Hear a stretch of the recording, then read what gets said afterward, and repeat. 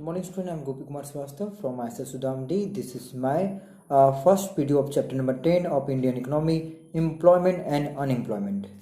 So this is very important chapter. So we have discussed some basic concept related to this chapter. What is unemployment? First we have to understand unemployment. Unemployment refers to a situation when a people are willing to work at the existing wage rate and are able to work but are not getting the work. Unemployment का मतलब यहाँ पे ये होता है कि लोग जो है इच्छा करते हैं कि मुझे काम करना है किसी एग्जिस्टिंग वेज रेट में, बट वो एबल भी है उस काम करने के लिए, पर काम ही नहीं मिल रहा है. लोग देख सकते हैं आप फिगर में बहुत सारा लाइन लगा हुआ है. लोग अनएम्प्लॉयमेंट है, इच्छुक है काम करने के लिए पर काम ही नहीं मिल रहा है. It should be noted with the emphasis that such people who are not willing to work at the existing wage rate are not considered unemployment. जो लोग काम करने की इच्छा नहीं रखते हैं उसे अनएम्प्लॉयमेंट नहीं कह सकते. सिर्फ जो काम करने की इच्छा रखते हैं और उन्हें नौकरी नहीं मिलता है उसी को हम लोग अनएम्प्लॉयमेंट कहते हैं. So the next topic is the who is the worker. A worker is an individual who is engage in some production activity. Worker वो इंसान है जो किसी प्रोडक्शन एक्टिविटी में इन्वॉल्व होते हैं. वर्कर और an individual engage in the production activity contribute GDP bye rendering his service.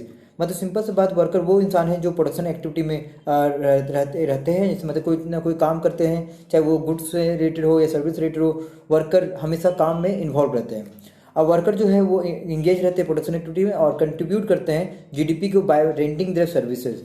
मतलब जीडीपी को बढ़ाते हैं. जीडीपी मतलब गुड एंड सर्विस होता है और जीडीपी को बढ़ने का मेन कारण वर्कर ही होता है क्योंकि वही गुड्स एंड सर्विस को जनरेट करते हैं, बढ़ाता है. ठीक है. अब we are now discussing about the self employed and the hire worker. और सेल्फ एम्प्लॉयड और हायर वर्कर में क्या डिफरेंसेस हैं? So we have discuss worker those in employed में बी क्लासिफाइड एज. जो वर्कर एम्प्लॉयड है, जो काम कर रहे हैं, उन्हें दो भागों में बांटा गया है. जिसमें पहला है self employed worker. These are those worker who are engage in their own business and or own profession. Example of farmer working in his own farm and entrepreneur working in his own factory. मतलब यहाँ पे ये कहा गया है कि इस तरह का जो वर्कर होता है वो खुद का ही काम करता है. जैसे कोई फार्मर अपना ही फार्म में काम कर रहा हो या कोई इंटरप्रेनर मतलब बिजनेसमैन जो रिस्क लेते हैं उसे इंटरप्रेनर कहते हैं, वो अपना ही फैक्ट्री में काम कर रहा हो. तो इस तरह का वर्कर को हम लोग सेल्फ एम्प्लॉयड वर्कर कहते हैं. In fact the entrepreneur is also known as self employed worker because he is involved in some activity. All the person who are involved in the some activity, production activity, those all are called workers. Worker का मतलब ये नहीं होता कि जो मजदूर होते हैं. वर्कर का मतलब वो लोग होते हैं जो काम करते रहते हैं किसी न किसी एक्टिविटी में, चाहे वो बड़ा हो छोटा हो, मैटर नहीं करता है. Higher worker. हायर वर्कर का मतलब क्या होता है? These are those worker who work for other. ये वो लोग होते हैं जो किसी और के लिए काम करते हैं by rendering their services to the other and get wages और सैलरी. मतलब कि वो लोग हैं जो किसी और के लिए काम करते हैं और बदले में वेजेज और सैलरी इनको मिलता है. और may be they are paid और काइंड, मतलब उसको किसी और रूप में भी पैसा दिया जा सकता है. जैसे घर रहने के लिए दे दिया जाए या खाने पीने के लिए सामान दे दिया जाए या खाने मतलब कुछ भी सुविधाएं पैसा के अलावा. फॉर एग्जाम्पल में देख सकते हैं professor proof reader working in the publication house. एक जो रीडर है वो वर्किंग कर रहा है यहाँ पे पब्लिकेशन हाउस में. और teacher working in a school. जैसे देख सकते हैं कोई रीडर है वो पब्लिकेशन में काम कर रहा है या कोई टीचर है स्कूल में काम कर रहा है. ये एक तरह का वर्कर हो गया, दैट इज हायर वर्कर, जिनको काम पे रखा गया है. और now we are discussing about the casual worker and the regular worker. Casual worker is like a temporary worker and the regular worker are permanent worker. These are the daily wager. मतलब ये daily Vaser होते हैं casual Vaser worker जो होते हैं, मतलब उनको काम होगा तो बुलाया जाएगा, अदरवाइज नहीं बुलाया जाएगा. They are not hire by their employers on the regular basis. यहाँ पे जो एम्प्लॉयर है, जो मालिक होते हैं, वो हमेशा वर्कर को नहीं बुलाते, जब काम होता है तभी बुलाते हैं. They are not given social security. इस तरह का किसी तरह का बेनिफिट नहीं दिया जाता है उनको. प्रोवाइडेड फंड नहीं दिया जाता है. ग्रेजुटी या किसी प्रकार का पेंशन भी नहीं दिया जाता है. ठीक है. ग्रेजुटी मतलब यहाँ पे पेंशन हो गया. मतलब जो परमानेंट वर्कर नहीं होते हैं उनको सुविधाएं बहुत नहीं मिलता है, सिर्फ वेजेज मिलता है जब वो काम करेगा. रेगुलर वर्कर की बात करें तो these are on the permanent payroll. Payroll का मतलब जो सैलरी वाइज होते हैं ऑफ देयर एम्प्लॉयर्स. मतलब एम्प्लॉय के द्वारा, they are entitled to all the social security benefit including pension, gratuity and the provided fund. मतलब यहाँ पीएफ, पेंशन, ग्रेजुटी सब कुछ मिलता है, सैलरी भी मिलता है, कहीं कोई दिक्कत नहीं। इस तरह का वर्कर होता है परमानेंट वर्कर कहलाते हैं। इस तरह का जैसे टीचर को परमानेंट है किसी स्कूल में। If it is often found at the casual worker are unskilled worker, यहाँ देखा गया है कि जो कैजुअल वर्कर होते हैं वो अनस्किल होते हैं। Like a worker working in the construction site, मान लीजिए कोई वर्कर कंस्ट्रक्शन साइट में काम कर रहा है तो वो अनस्किल होते हैं, उनको काम सिखाया जाता है। Regular worker on the other hand are usually skill worker, जो रेगुलर वर्कर होते हैं उनको स्किल होता है, वो काम को करते समय पहले सीखते हैं, इसलिए उनके स्किल कहा गया है यहाँ पे। Like the engineer working in the factory, बिना जो इंजीनियर रहता है वो बिना पढ़े लिखे या कोई डिग्री लिए वो कहीं काम नहीं कर सकता। ठीक है। So we have the types of worker that is self employed and the hire worker, and hire worker are two type, casual worker और regular worker. Casual worker is also known as temporary worker. ठीक है। So now we have the next topic, the labour supply and the labour force and the work force.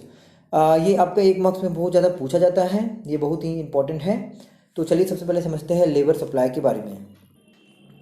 तो labour supply का मतलब क्या होता है देख सकते हैं यहाँ पे। Labour supply refers to the amount of labour that the worker are willing to offer corresponding to the particular wage rate. You may be able to work 10 hours a day but willing to work only for 6 hours a day at particular wage.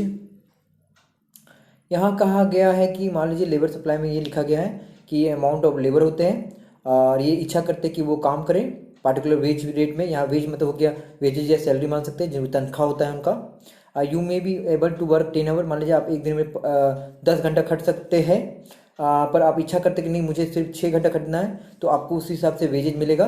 तो इसको आप labour supply कहते हैं। मतलब labour supply के अंतर्गत मतलब आप जितना देर काम करेंगे आपको उतना पैसा दिया जाएगा।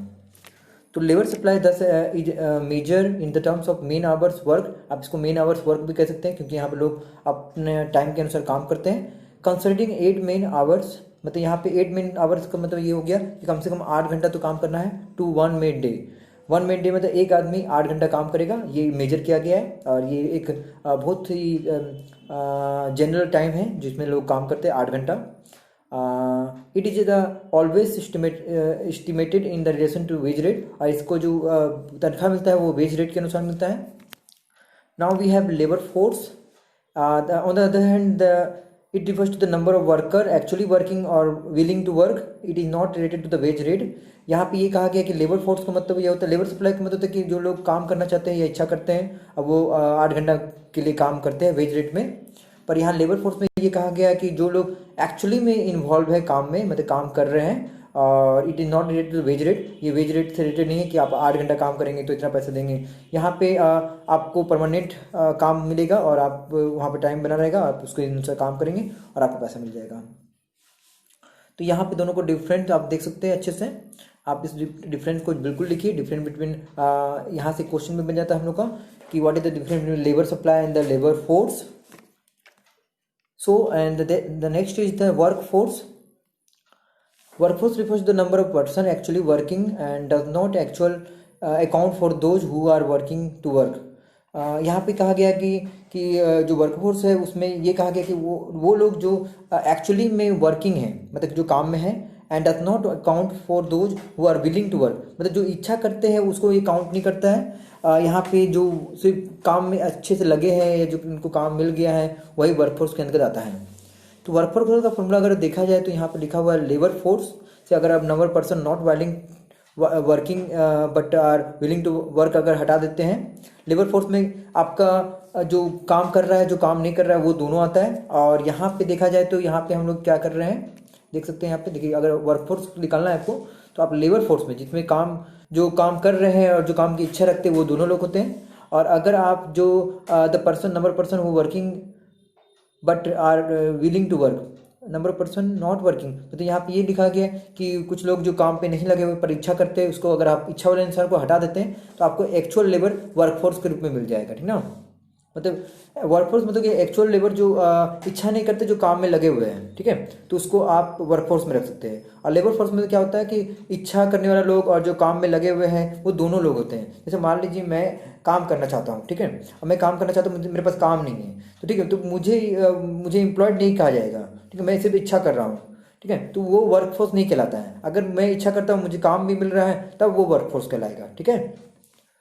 उसके बाद हम लोग आते हैं नंबर ऑफ पर्सन अनएम्प्लॉयड। तो अगर आपको नंबर ऑफ पर्सन अनएम्प्लॉयड निकालना है तो आप लेबर फोर्स में, जिसमें जो लोग काम कर रहे हैं, जो काम करके इच्छा रखते हैं, दोनों रहता है। और वर्क फोर्स मतलब जो वही रहता है जो काम कर रहे हैं। तो आप दोनों में से अगर वर्क फोर्स को घटा देंगे तो नंबर ऑफ पर्सन निकल जाए, अनएम्प्लॉयड पर्सन निकल जाएगा, जो काम नहीं कर रहे हैं, जिनको काम नहीं मिला है इच्छा करते पर, ठीक है। तो इस तरह से बहुत सारा फॉर्मूला है जिसमें आपको एक मार्क्स में पूछ सकता है रेट ऑफ अनएम्प्लॉयमेंट का फॉर्मूला बताओ। तो number of person unemployed bye size of the labour into 100, या पॉपुलेशन रेट के बारे में पूछा जाएगा तो आपका यहाँ पर total workforce by total population into 100 आप करके निकाल सकते हैं इसको, ठीक है। इसके बारे में और भी डिटेल से यहाँ लिखा हुआ है फॉर्मूला को, आप अच्छे से देख सकते हैं, ठीक है। और ये आपका कुछ अंदर का बातें हैं जो इन बॉक्स में है, जिससे हम लोग नहीं डिस्कस करेंगे। And then we have the size of workforce in India, जो नेक्स्ट टॉपिक्स हैं। सो ये वीडियो जो है हमारा कंप्लीट हो गया है, but we have lots of question to every student, that what is the difference between self-employed worker and the hire worker, and what is the difference between the casual worker and the regular worker, ये आपका difference है। And what do you mean by the unemployment से आप क्या समझते हैं, ये भी आपका ये क्वेश्चन है। तो आप इन सभी क्वेश्चन का आंसर जो है अपने बुक में कॉपी में अच्छी फेयर कॉपी में लिखें, ऐसे तैयार कीजिए, क्योंकि आपको हर वीडियो के साथ जो बातें हैं उससे आपको कंप्लीट करना है और लिखना है कॉपी में। Thank you.